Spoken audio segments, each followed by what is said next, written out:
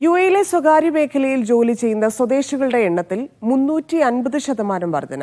സ്വകാര്യ സ്ഥാപനങ്ങളിൽ ജോലി ചെയ്യുന്ന ഇമിറാത്തികളുടെ എണ്ണം 1,35,000 കവിഞ്ഞതായി പ്രധാനമന്ത്രി ഷെയ്ഖ് മുഹമ്മദ് മന്ത്രിസഭാ യോഗത്തിൽ അറിയിച്ചു. പുതുവർഷത്തെ ആദ്യ മന്ത്രിസഭാ യോഗത്തിൽ രാജ്യം കൈവരിച്ച റെക്കോർഡ് നേട്ടങ്ങൾ വിവരിക്കവെയാണ് പ്രധാനമന്ത്രി Sheikh Mohammed bin Rashid Al Maktoum രാജ്യത്തിന്റെ സ്വകാര്യ മേഖലയിലെ സ്വദേശി ജീവനക്കാരുടെ എണ്ണം 1,31,000 കവിഞ്ഞതായി വ്യക്തമാക്കിയത്.